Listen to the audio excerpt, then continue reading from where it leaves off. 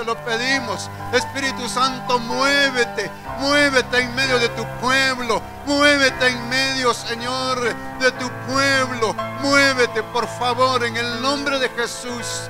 Señor, toma el control del ambiente, Señor, y que tu presencia nos llene por completo, mi Dios amado, en el nombre precioso de Jesús.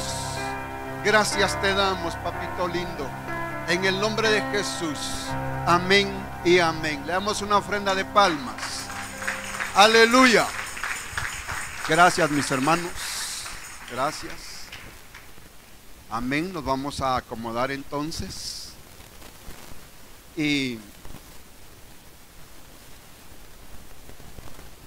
en esta mañana quiero compartir con ustedes algo que el Señor había puesto en nuestro corazón, y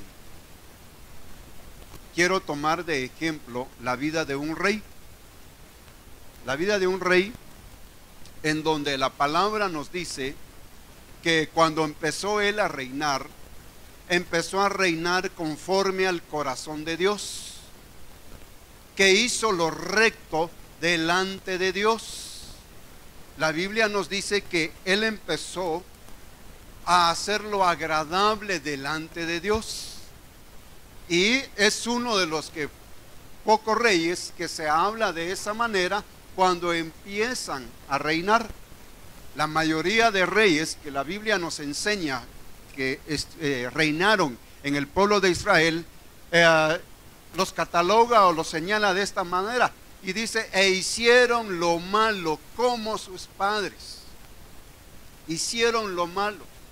Pero en el caso de este rey dice: hizo lo recto delante de Dios. Empezó a caminar, reinó 29 años en el pueblo de Israel, en el pueblo de Judá. Y durante esos 29 años aprendió cosas tremendas en cuanto a la palabra de Dios y en cuanto a la manifestación de Dios para su vida. Quiero hablarle, déjenme ver, aquí está. En aquellos días, este rey que había hecho lo bueno, que había caminado bien, que había reinado bien, dice en el capítulo 20 del segundo libro de Reyes, versículo 1, en aquellos días Ezequías cayó enfermo de muerte. Quiere decir que hay enfermedades que no son enfermedades de muerte, pero en este caso Ezequías dice que le vino la enfermedad y era una enfermedad de muerte. Y vino a él el profeta Isaías, hijo de Amós, y le dijo: así dice el Señor, pon tu casa en orden, porque morirás y no vivirás. Mire qué palabra tan tremenda.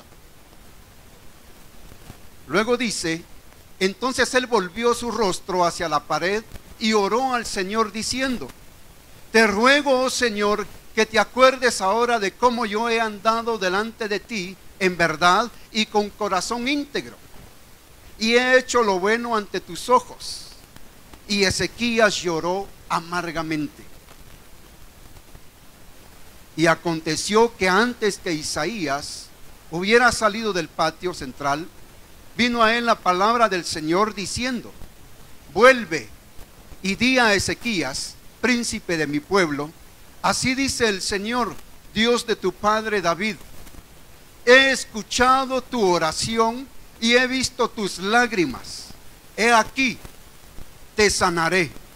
Al tercer día subirás a la casa del Señor. Oiga, y dice: y añadiré 15 años a tu vida, y te libraré a ti y a esta ciudad de la mano del rey de Asiria, y defenderé esta ciudad por amor a mí mismo y por amor a mi siervo David. Entonces Isaías dijo: tomad una masa de higos. La tomaron y la pusieron sobre la úlcera, y sanó. Amén. Lo que acabamos de leer le sucede al rey Ezequías. Ya en el capítulo 19 había venido una palabra de parte de Dios, y esa palabra se había cumplido literalmente como Dios se la había dado por medio del profeta. Dios había salvado al pueblo de Israel, había salvado al rey Ezequías de la mano del rey de Asiria. Ellos los estaban asediando y querían conquistarlos y querían derrotar la ciudad, y empezó el rey de Asiria no solamente a querer conquistar la ciudad, sino que también vino en el corazón de los siervos del rey de Asiria, y empezaron a hablar en contra de Dios, empezaron a burlarse del pueblo de Israel, diciéndole: así como hemos vencido otros pueblos y sus dioses no han podido detenernos, así también a ustedes los voy a vencer, y el Dios de ustedes no va a poder detenernos. Vamos a tomar su ciudad y los vamos a destruir y los vamos a tomar como esclavos. Y empezaron a hablar cosas como esas. Y entonces viene el rey Ezequías y dice que viene a la casa de Dios y viene delante del profeta y trae hasta una carta que le envió el rey de Asiria. Trae una carta y dice que la presenta delante de Dios y le dice: mira, Señor, lo que están diciendo de ti. Mira, Señor, están hablando mal de ti. Y la presenta y llora y se pone a llorar, quebranta su corazón. Y cuando él está haciendo eso, mire esto qué tremendo, cuando él quebranta su corazón y presenta eso que está pasando delante de Dios, entonces viene una palabra por medio del profeta Isaías, y Dios le dice: voy a destruir a los que se han levantado en contra de ti, porque no se levantaron en contra de ti solamente, se levantaron en contra de mí, dice el Señor. Y entonces el Señor viene y le da la victoria a Ezequías, y le dice de qué manera los iba a derrotar y de qué manera Dios iba a obrar, de tal manera que el rey de Asiria muere. Pero la experiencia ahí es de que el rey Ezequías conoce a un Dios poderoso, conoce a un Dios que escucha la oración, conoce a un Dios que escucha el ruego, la súplica, el clamor, conoce a un Dios que mira al que se quebranta delante de él. Esa es la experiencia del rey Ezequías. Y en ese caminar de pronto él viene y enferma. Y cuando él enferma y le traen esta palabra que vimos, entonces él hace exactamente lo mismo que ya había experimentado antes: venir y postrarse delante de Dios para poder y decirle al Señor: mira, yo he caminado bien, yo he hecho lo correcto, he hecho lo bueno, te he tratado de agradar todos los días de mi vida. Y llora, y dice que llora amargamente. Pero viene el Señor y le da una palabra de sanidad. Amén. Y le dice que va a ser sano. Lo que a mí me llama la atención, lo que me sorprende sobremanera, es que Dios tiene decretos. Y Dios, cuando habla por decretos. Dice que va a suceder tal cosa o que va a hacer tal cosa, y ciertamente lo que Él dice que va a pasar, lo que Dios decreta, eso pasa. Eso pasa. En el caso del rey Ezequías, Dios viene y decreta: Ezequías, vas a morir. Pon en orden tu casa, vas a morir. Pero la actitud del rey Ezequías hace que cambie el decreto, hace que cambie el corazón de Dios, y ya no trae para él la muerte, sino que trae para él vida. Amén. Y entonces nosotros podemos cambiar muchas de las cosas que a veces vienen a nuestras vidas si nosotros nos quebrantamos, si nosotros nos humillamos. La palabra dice: si se humillare mi pueblo en el cual es invocado mi nombre, entonces yo los escucharé. ¿Dices amén? Dios no desecha al que se acerca con corazón contrito, con corazón humillado delante de Él. Dios nunca va a desecharlo. Dios nunca te va a desechar cuando te acercas a Él, cuando nos acercamos a Él con un corazón sencillo, con un corazón humilde, con un corazón que se quebranta delante de Él. Dios nunca nos va a desechar. Fue lo que hizo con Ezequías.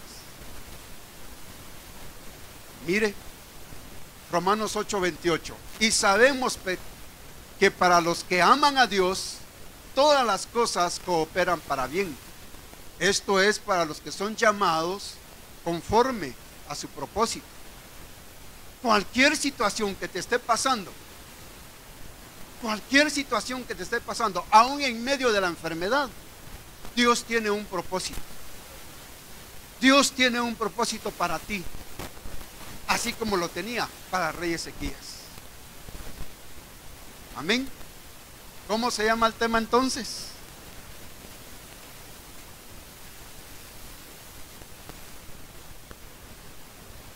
Pon en orden tu casa. Me llama bastante la atención que al rey Ezequías le viene la enfermedad y le dicen que va a morir de esa enfermedad.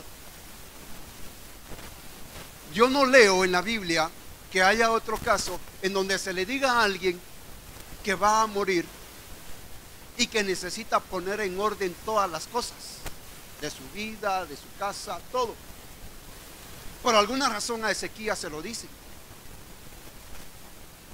Le están dando la oportunidad que antes de que parta de este mundo, ponga en orden su casa.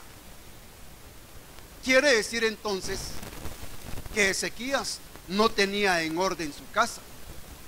Había reinado bien, había hecho las cosas bien delante de Dios, las cosas con las que le estaba agradando a Dios. Pero habían cosas que estaban en desorden. Habían cosas en la casa del rey Ezequías que no tenían orden. En su casa, en su familia, en su vida. Le vuelvo a leer el versículo y tal vez el final del versículo. Así dice el Señor: pon tu casa en orden. ¿Por qué le pide eso? ¿Por qué le pide eso? ¿Qué era lo que Ezequías tenía que poner en orden? ¿Qué era lo que tenía que poner en orden? ¿Habrán cosas que nosotros quizás necesitamos poner en orden? Bastantes, dice un hermano por acá. Algunos no dicen nada. Tal vez pensaron para sí. Amén. Un montón. Pero ¿qué cosas eran las que Ezequías tenía que poner en orden? Y eso es lo que vamos a ver. Mire, en la versión BLS, Biblia Lenguaje Sencillo, mire cómo lo traduce. En esos días el rey Ezequías se enfermó gravemente y estaba por morir. El profeta Isaías fue a visitarlo y le dijo: oiga, Dios dice que vas a morir, así que arregla todos tus asuntos familiares más importantes. Quiere decir que hay asuntos familiares que son importantes. Asuntos de familia que son importantes ponerlas en orden. Y de eso vamos a platicar en esta mañana. Amén.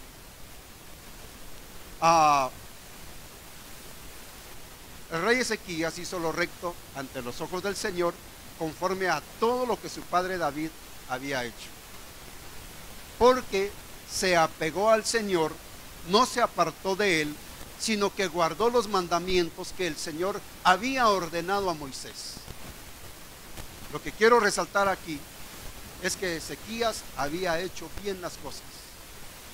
Hasta ahí Ezequías lo había hecho bien. Sigamos adelante. Cuando le dice pon en orden tu casa, La palabra que aparece como orden ahí es el hebreo 6680 del Strong, Etzaba. Y Etzaba quiere decir, o su significado traduciéndolo es constituir, ordenar. Quizás quisiera resaltar las que están subrayadas y dice designar, encargar, establecer, gobernar. Entonces, si lo traducimos, va a decir: Ezequías, pon o designa tu casa, encarga en tu casa, establece en tu casa, gobierna en tu casa las cosas que hay que poner en orden. Amén. Busquemos el concepto de la palabra orden. ¿Qué es orden? Según la Real Academia de la Lengua Española, orden es la colocación de las cosas en el lugar que le corresponde. Ordenar, colocar algo o a alguien de acuerdo con un plan de modo conveniente. Cuando hablamos de orden, nos han enseñado que muchas de las cosas que están alrededor de nuestras vidas son el resultado de las cosas que están adentro de nosotros. Amén. Quiere decir entonces que puede haber desorden en las cosas que tenemos afuera. Puede haber desorden, por ejemplo, hablemos de nuestra casa. Puede ser que haya desorden, que las cosas no estén colocadas donde deban de estar colocadas. Puede ser que los calcetines que deban de ir en el bote de ropa sucia no estén precisamente ahí, sino que tal vez su hijo o su esposo llegó muy cansado, se sentó en la sala de su casa y ahí mismo vino y se los quitó y los dejó ahí cerca del sofá. Y de repente, esa misma tarde que su esposo o su hijo llegó, casualmente llegan los hermanos del grupo Bernabé, aleluya, a visitarle. Y quizás usted no se dio cuenta que así abajito de los sillones estaban los calcetines. Y entonces llegan los hermanos, y los hermanos no llegan a juzgar, no va a creer usted que llegan a ver dónde están las cosas. No, ellos llegan a darle una palabra de parte de Dios, llegan a visitarle de parte del Señor. Pero mientras están sentados se dan cuenta que ahí en el sofá, abajito, hay un par de calcetines. Y que a lo lejos se siente un olorcito así como que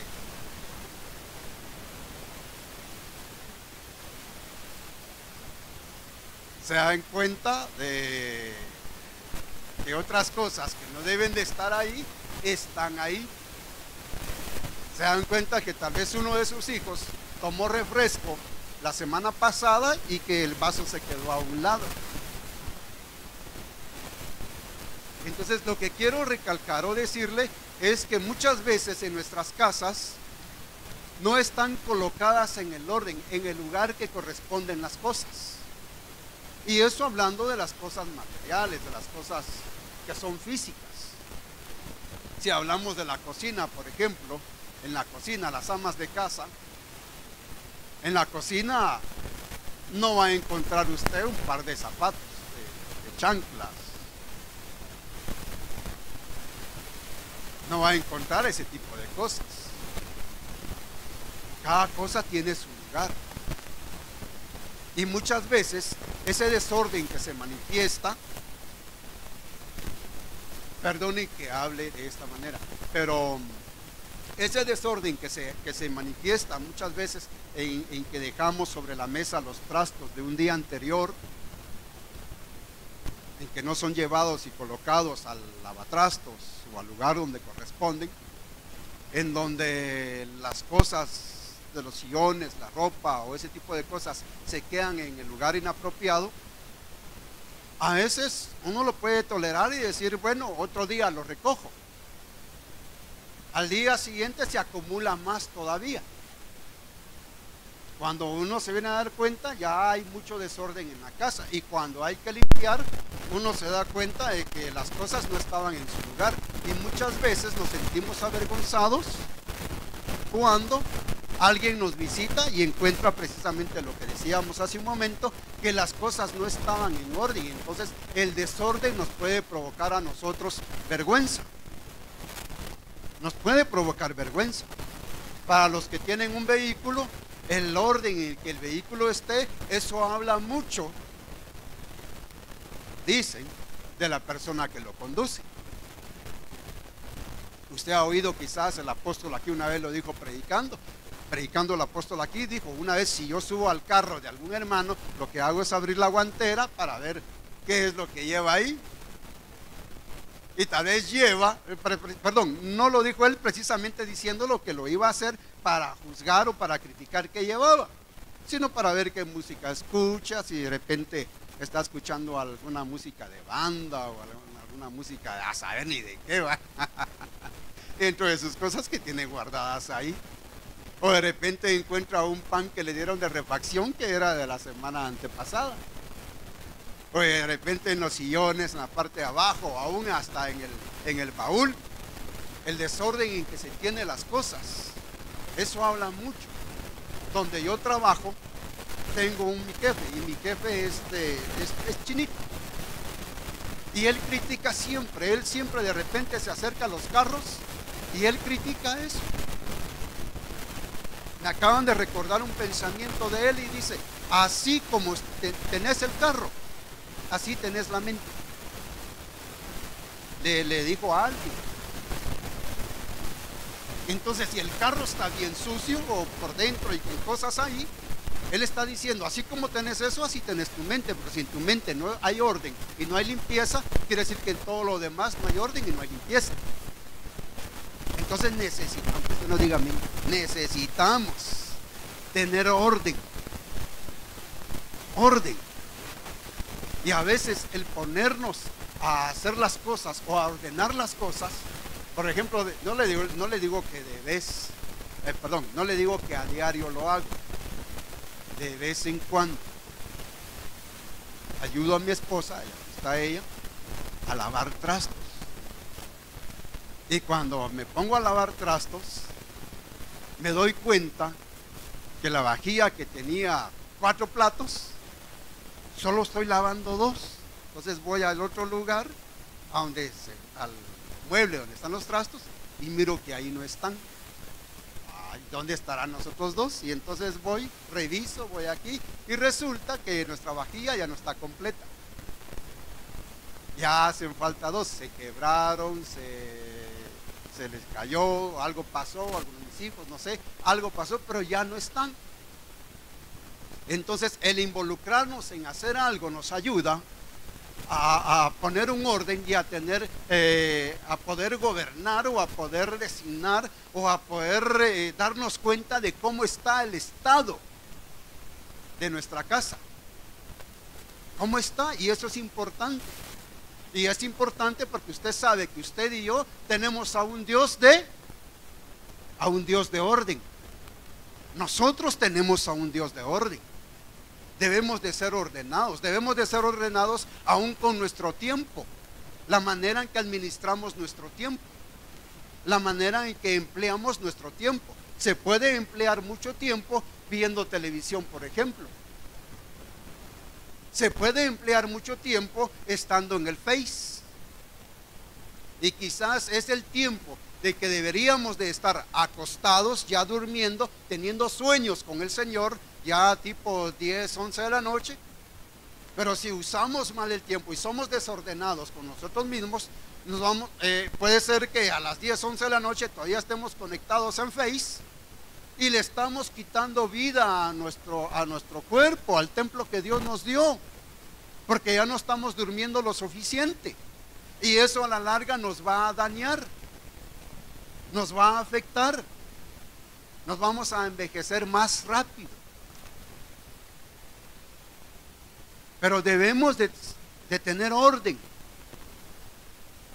en las cosas que hacemos, en el trabajo, en la casa, en todo nosotros debemos de tener orden. Amén. ¿Dices amén? La palabra casa del hebreo bayit es el hebreo 1004. Literalmente se traduce como casa, en la más amplia variación de aplicaciones. Específicamente, oiga esto, familia. Se puede decir también casa, que significa por dentro, edificio, espacio, familia, habitación, morada, palacio, patio, templo, tienda. Entonces, la palabra nos dice, pon en orden tu casa, pon en orden tu familia, pon en orden tu habitación. Y esto va con los jovencitos, ¿verdad? Amén, dice el hermano. Tiene jovencitos, yo también tengo jóvenes. Pon en orden tu habitación. Tienes que recoger las cosas. Qué fácil es sacar las cosas del lugar donde están, utilizarlas y luego que las sean utilizados, ya sirvieron y se dejan en cualquier lugar, se dejan en la mesa, se dejan en el escritorio, se dejan por cualquier lugar. No, tienes que tener orden. Las cosas, si ya te sirvieron, si ya las usaste y no las vas a usar más, entonces llévalas al lugar donde estaban colocadas. Ten orden. Amén. Hay que tener orden en nuestra habitación. Las cosas bien colocadas, bien arregladas. Yo digo que ha de ser hasta estresante el acostarse, el dormirse, si nuestras habitaciones están en completo desorden. Ha de ser hasta estresante.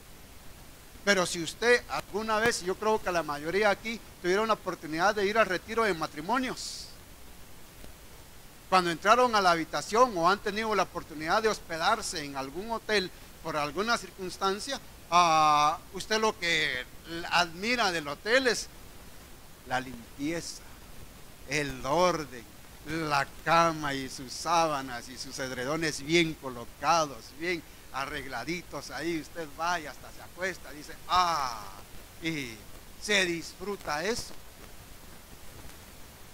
Pero cuando llega a su casa, medio arregla, quita, se va a acostar, quita todas las cosas que tenía en la cama y las lleva para un lado. Ahí habían zapatos, bolsos, ropa, habían bolsas de Pais, bolsas de Walmart, de Semaco, todo bajo un techo. De todo ahí en su cama. Solo la hace a un lado y usted dice, con que duerma suficiente, y se acuesta usted a disfrutar. Y mientras está acostado todavía con el celular arriba y de repente se durmió, lo venció el sueño y el celular viene y ¡pum! Y usted lo agarra y lo esconde. Cualquier parecido es pura coincidencia. Hay que tener orden. Hay que tener orden en el templo. Y el templo no solamente la casa de Dios, sino que nosotros somos templo y morada del Espíritu Santo. Tenemos que tener orden en nuestra vida. Amén. En nuestra tienda, en nuestra casa. Entonces, veámoslo. Hay que tener orden en la familia. En Lucas 1:17, que es el versículo paralelo de Malaquías, solo que acá dice de una manera diferente, dice, e irá delante de él en el espíritu y poder de Elías, para hacer volver los corazones de los padres a los hijos y a los desobedientes a la actitud de los justos, a fin de preparar para el Señor un pueblo bien dispuesto.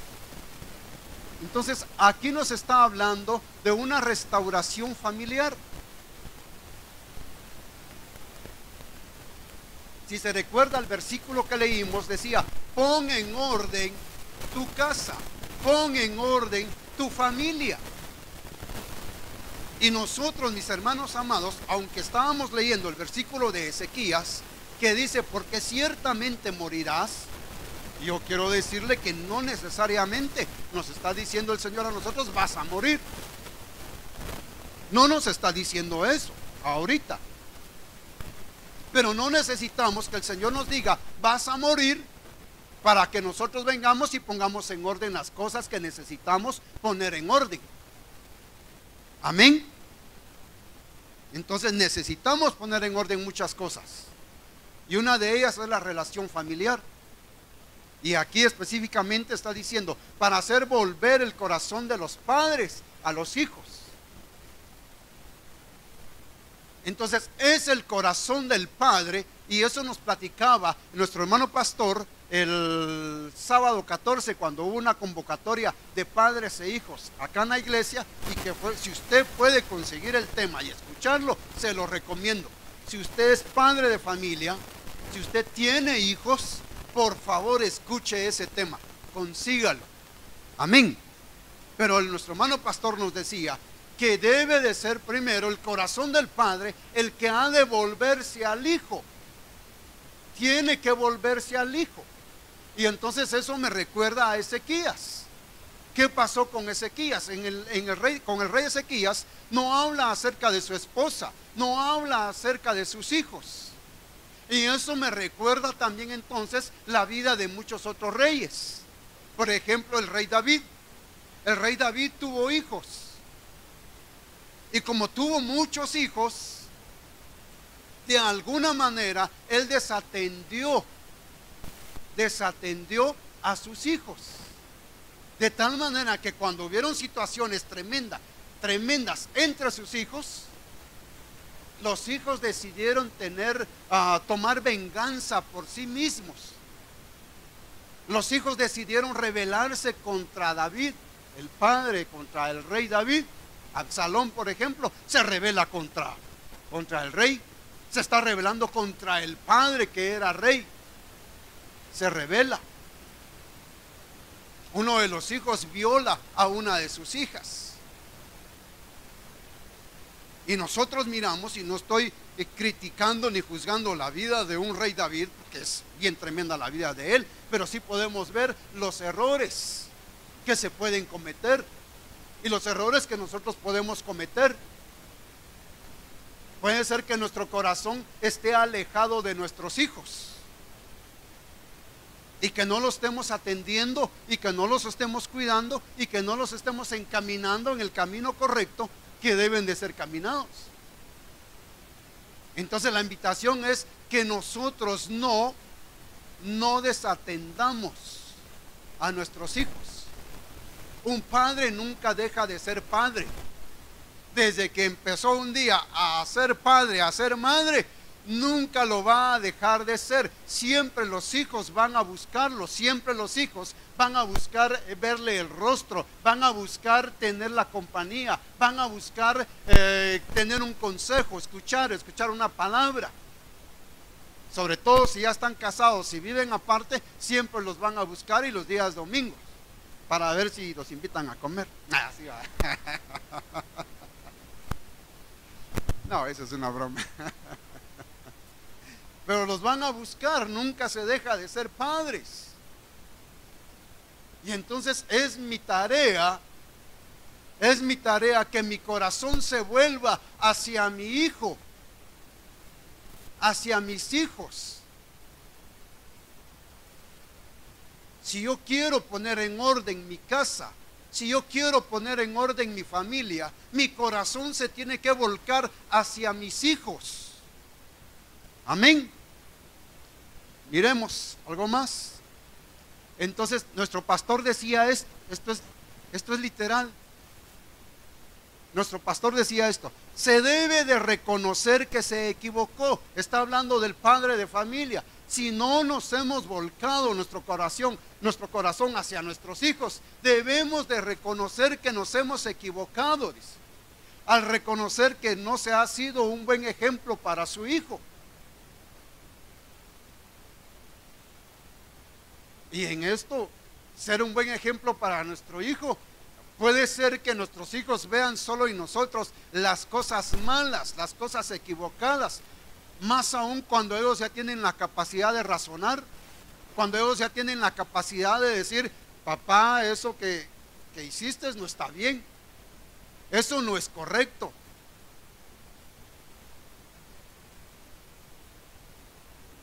Tal vez cuando el hijo empieza ya a observar a papá, Y también el hijo ya empieza a observar a las jovencitas y todavía mira a papá, que de repente papá va manejando y de repente pasa una muchachona y al papá se le van los ojos, ¿verdad? Y el hijo se queda viendo. No somos un buen ejemplo con lo que hablamos, con lo que decimos, aún con el desorden que podemos tener en nuestra vida. De alguna manera se les enseña a los hijos a ser desordenados porque están aprendiendo del padre, de la madre. Amén. Entonces dice, debemos de ser un buen ejemplo para su hijo, y que su hijo también está haciendo lo malo. Nuestros hijos tienen que encontrar a dónde volver a la actitud del justo. Nosotros debemos de volver nuestro corazón hacia nuestros hijos, y los hijos deben devolver su corazón hacia dónde.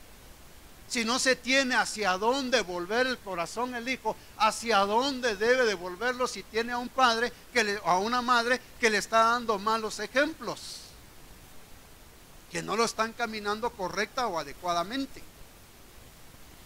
Entonces dice, a la actitud del justo. El justo, entonces nosotros, si nosotros queremos que nuestros hijos se vuelvan hacia nosotros y que se cumpla la promesa de restauración, entonces nosotros tenemos que ser justos, buscar nosotros el ser justificados delante del Señor, caminar en justicia, tener actitudes de justo. Amén. ¿Dices amén, hermano? Es que tú no dices nada. Miren Malaquías 2:13. Y esta es otra cosa que hacéis: cubrís el altar del Señor de lágrimas, llantos y gemidos, porque Él ya no mira la ofrenda ni la acepta con agrado de vuestra mano. Aquí está diciendo que el pueblo se acerca delante de Dios y que trae ofrenda y que trae diezmos y que lo trae todo, y que también el pueblo, dice, se acerca al altar, llora delante de Dios, gime delante de Dios, pero que Dios ya no lo recibe, ya no lo acepta con agrado. Y no me diga que acercarse a llorar, a quebrantarse, a gemir delante del Señor sea malo. No, es una actitud que debemos de tener. Pero mire qué sucede en el verso que sigue. Y vosotros decís, ¿por qué? ¿Por qué?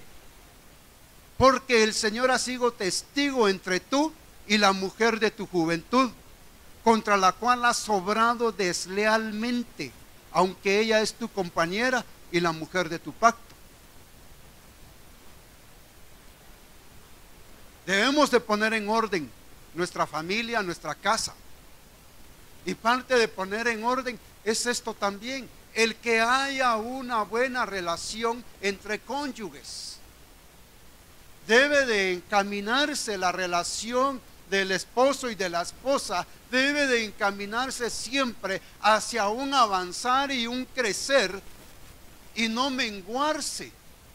El problema de muchos matrimonios es que en lugar de crecer menguan. ¿Por qué? Porque se acostumbran. ¿A qué se acostumbran? Se acostumbran a la monotonía, se acostumbran al maltrato, se acostumbran al tratarse mal el esposo y la esposa, de tal manera que esa es su manera de ser.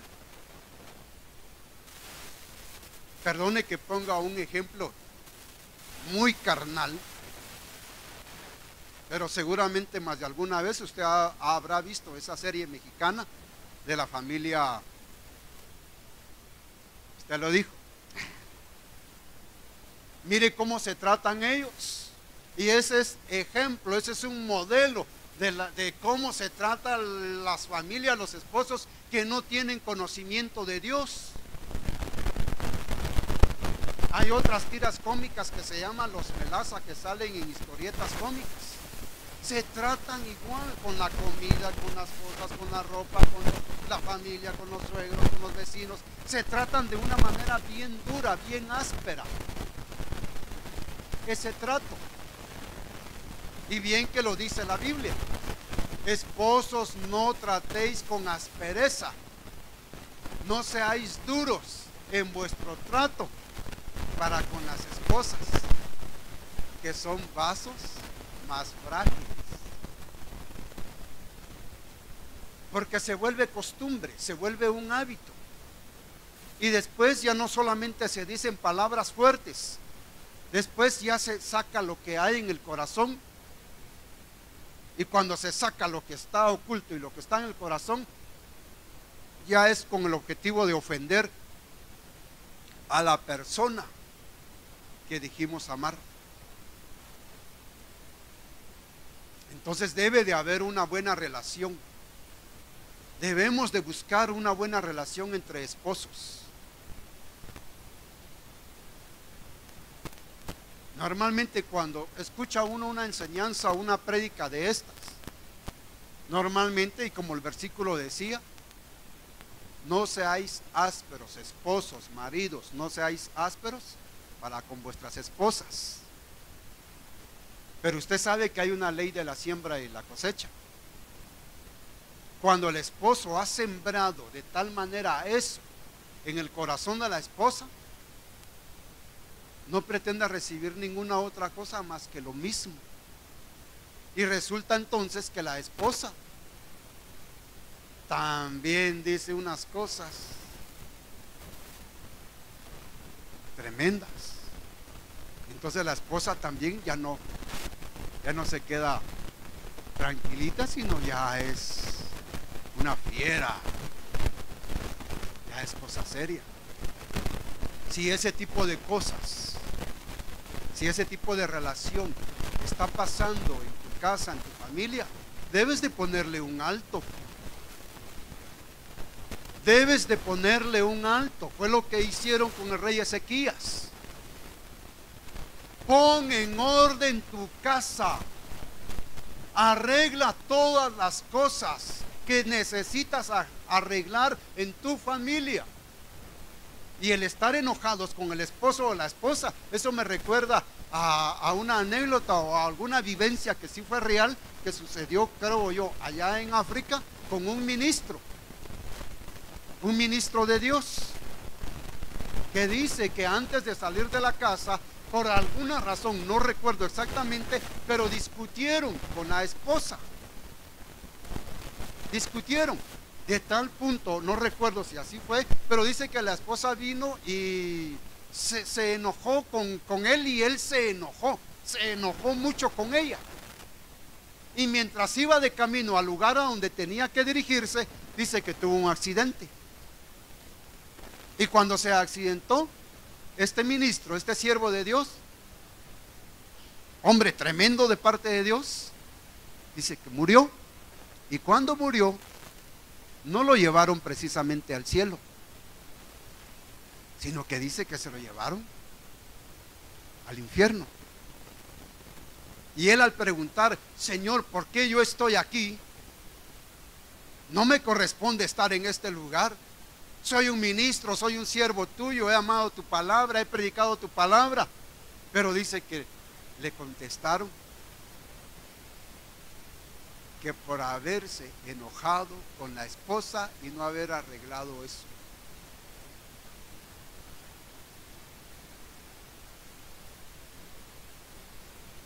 Mucha razón tiene la palabra cuando dice, cuando habla y dice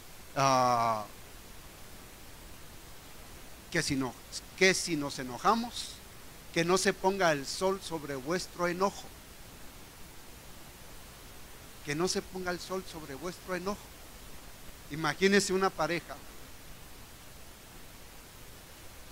que se van a acostar, y quizás antes de acostarse, antes de dormir y descansar, se enojaron, discutieron, y esa noche a alguno de los dos vinieron a pedirlos. ¿Cómo se va? Por eso es que nosotros debemos de poner en orden nuestra casa. No debemos de acostumbrarnos a tener las cosas en desorden, a tener una relación de esposo y esposa en desorden.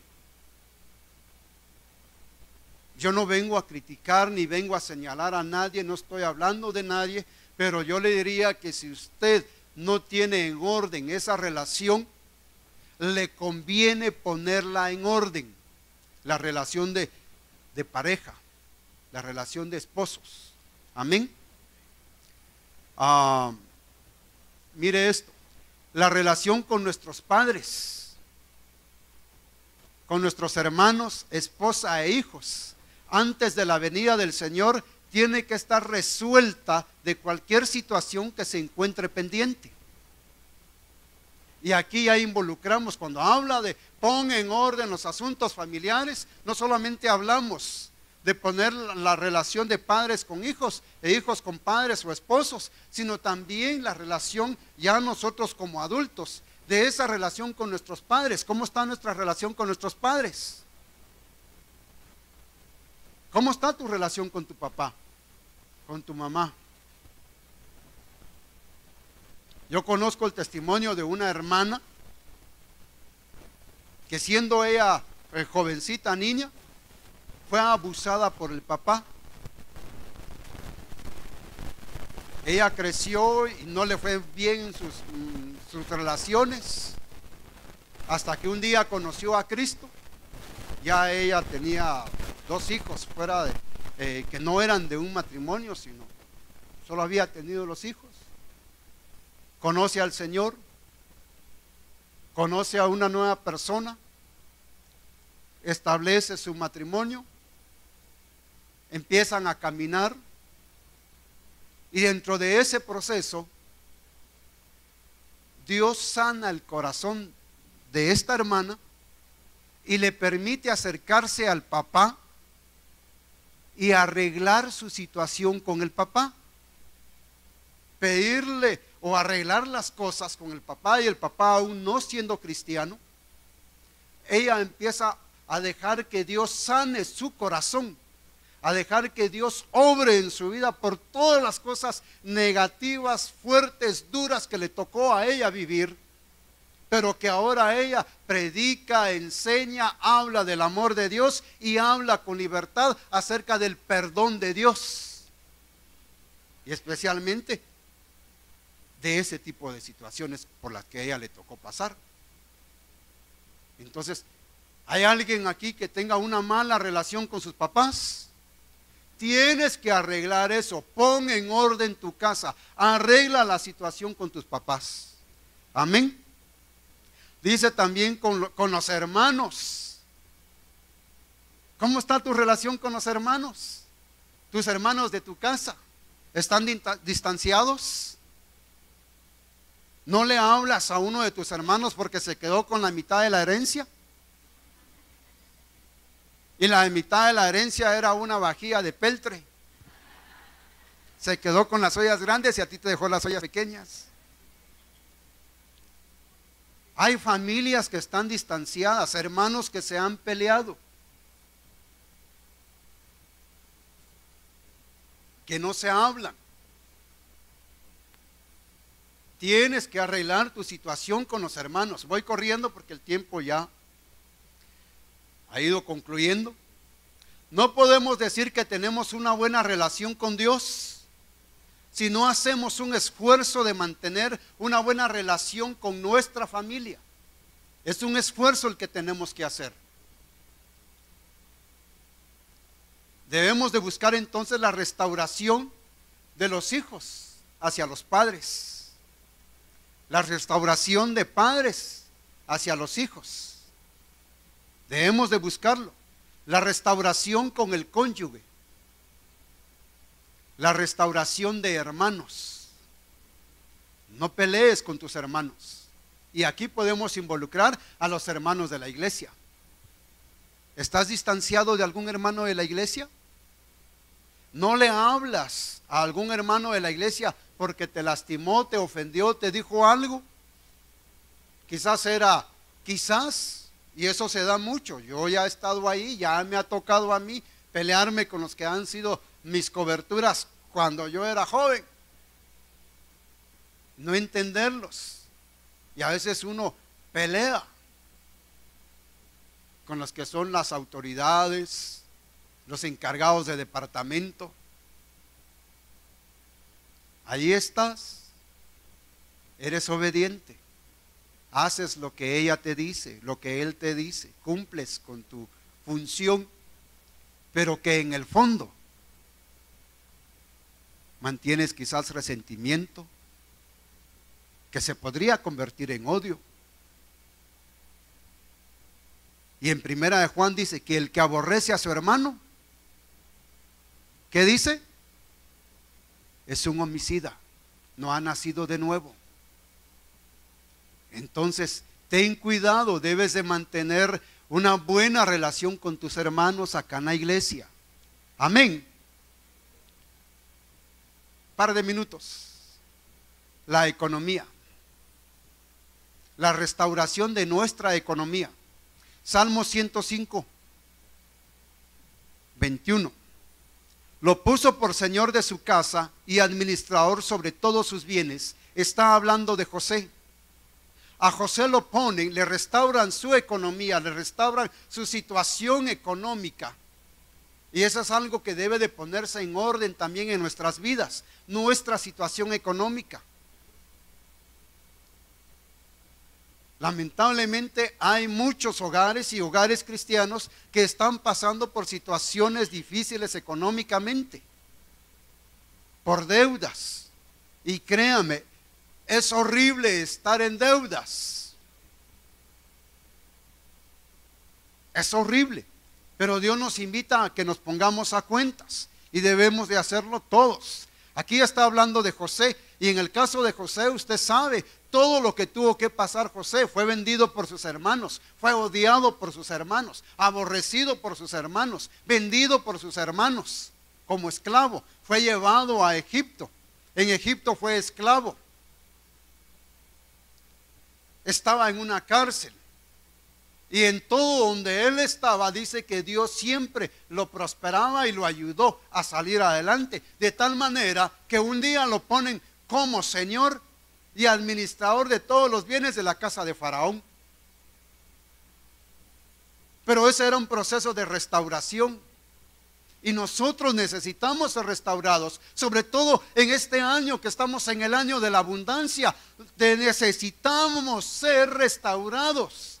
Y esa restauración, para que disfrutemos del año de la abundancia, tiene que haber una restauración en nuestro interior. Tienen que las cosas estar en orden. Amén. Mire lo que dice el rey David: es tan grande mi amor por este templo para mi Dios, que además de todo lo que ya he reunido, voy a entregar de mis propias riquezas lo siguiente.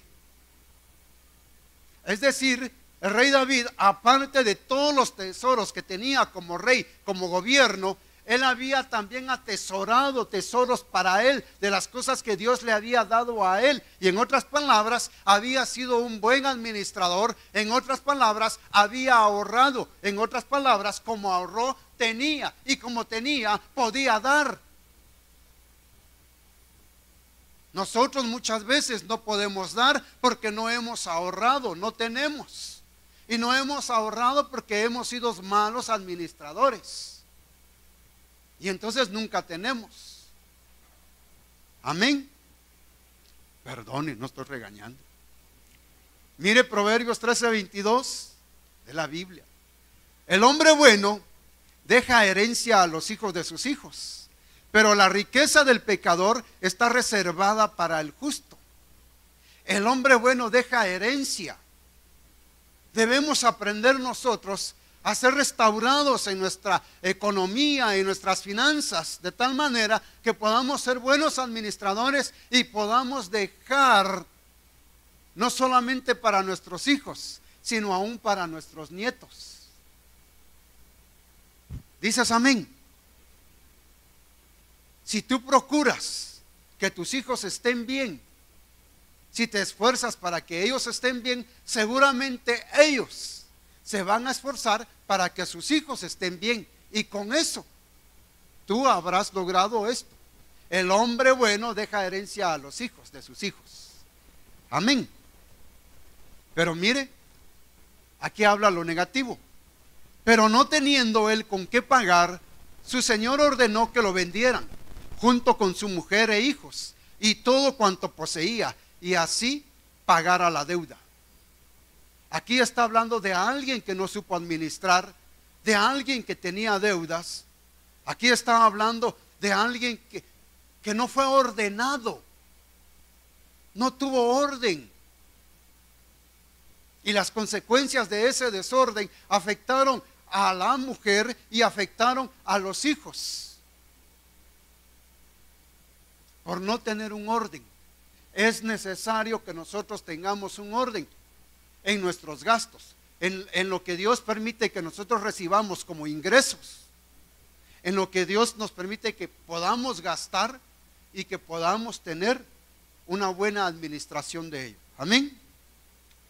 Miren 2 de Reyes 4:1. Y una mujer de las mujeres de los hijos de los profetas clamó a Eliseo diciendo: tu siervo mi marido ha muerto, y tú sabes que tu siervo temía al Señor, y ha venido el acreedor a tomar a mis 2 hijos para esclavos suyos. Era alguien que tenía temor de Dios, era un siervo, era alguien que caminaba bien delante de Dios, pero no tuvo orden en sus finanzas, no tuvo un orden en lo económico. Y ese desorden, un día él fallece, y al no tener en orden las cosas, y eso nos habla, por ejemplo, también de las cosas que son físicas, materiales. Los que tienen propiedades muchas veces no quieren arreglar las herencias, y un día ya no van a estar, y cuando ya no estén van a dejar un desorden, y sus hijos van a estar peleándose quizás por las cosas que no había necesidad. Tenía que tener un orden y tenía que dejar establecido bien cómo iba a repartir su herencia. Eso nos habla también de que si usted y yo tenemos oportunidad de tomar un seguro de vida, podamos hacerlo. De tener, por ejemplo, un seguro para nuestros vehículos. A veces no tenemos el dinero suficiente, de repente un accidente, tenemos que pagar gastos del otro vehículo y nuestro vehículo se queda sin que podamos repararlo. Pero si tenemos, al ser ordenados, tenemos también para cubrir un seguro de vehículos, no nos vamos a ver en esa situación y vamos a poder arreglar las situaciones correcta y debidamente. Aún el seguro de vida que les decía, si usted ya no va a estar, por lo menos no va a dejar en deudas o no va a dejar con aprietos económicos a su familia, a su esposa, a sus hijos. Si usted piensa de eso de otra manera, si usted dice es de los que piensan, no, porque va a venir otro y otro se lo va a aprovechar, perdóneme, qué mal, qué malo. No ama a su familia, no. Eliseo le dijo: ¿qué puedo hacer por ti? Quiere decir que cuando hay necesidades económicas y cuando estamos en una situación así, debemos de buscar lo profético, debemos de buscar lo ministerial. ¿Qué puedo hacer por ti? Cuando le dijeron al ciego: ¿qué quieres que te haga? Tú tienes que tener, si estás en una situación así económica difícil, tienes que tener clara la idea de qué es lo que Dios quiere para ti. Amén. Y decirle: Señor, ya me cansé, ya no aguanto más, ya no puedo un día más. La situación económica, Señor, nos está acabando. Ayúdanos a salir de eso. Y entonces dice: ¿qué tienes en casa? Y ella respondió: tu sierva no tiene en casa, en familia, en el hogar. ¿Qué tienes en casa? Ella sabía lo que tenía en casa. Ya había puesto en orden su casa. Ya había arreglado su casa, ya había hecho un inventario en su casa, y sabía ella que lo único que tenía en su casa, después de haber hecho un orden, era que lo único que tenía era aceite. Una vasija de aceite. Señor, lo único que tengo, una vasija de aceite. Entonces ella fue y se lo contó al hombre de Dios. Aquí usted sabe de que el siervo le dijo: busca todas las vasijas que puedas, con ese poco de aceite que tienes, llena todas las vasijas. Y cuando las has llenado todas, ve y véndelas. Es lo que le dice acá. Y él le dijo, ve, vende el aceite, paga tu deuda y tú y tus hijos podéis vivir de lo que quede. Hay maneras de salir del desorden. Hay formas para salir del desorden. Para salir del desorden económico, buscar la unción y buscar el aceite que viene de Dios. Amén. Yo quiero invitarle para que esté de pie. Vamos a orar. Mis hermanos de alabanza, por favor, pueden subir.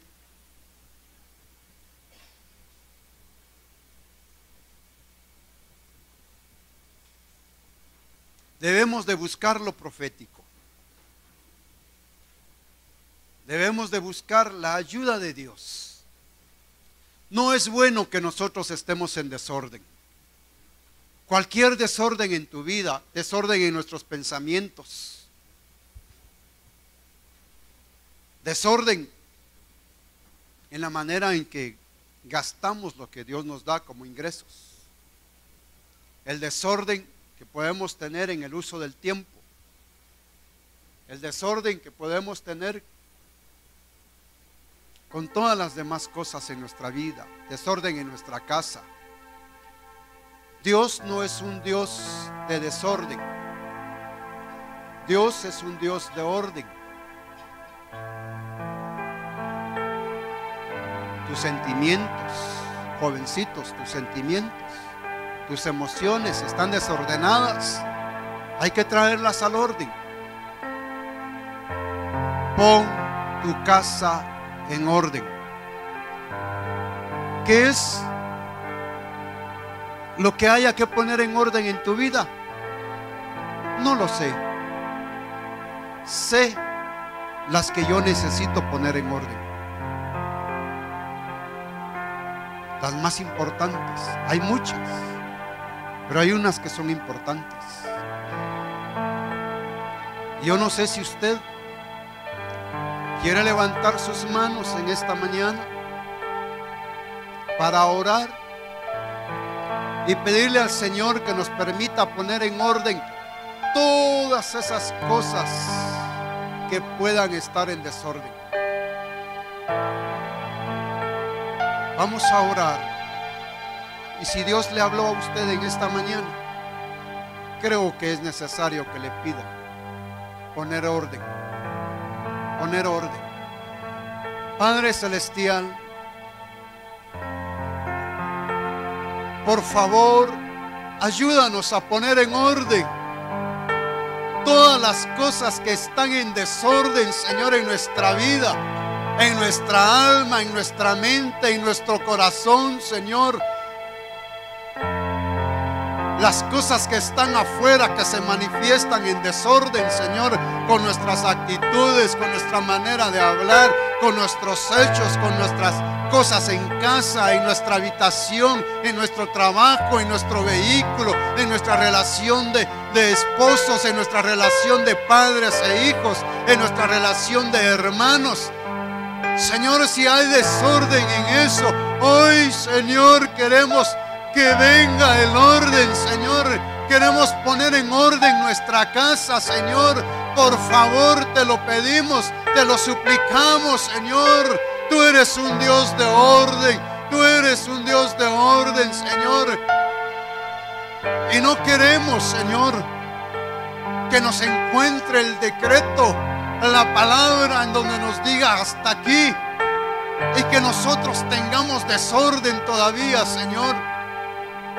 En el nombre de Jesús, ayúdanos a poner en orden todo lo que necesitamos poner en orden. Ayúdanos por medio de tu Espíritu Santo. Ayúdanos, mi Dios amado. Ayuda a cada uno de mis hermanos que reconocen que necesitan poner en orden las cosas que ellos saben necesitan poner en orden. Los bendecimos, Señor. Los bendecimos y te pedimos que los ayudes. Que nos ayudes, mi Dios amado, en el nombre precioso de Cristo Jesús. En el nombre precioso de Jesús. Quiero levantar a ti mis manos Maravilloso Jesús, milagroso Señor.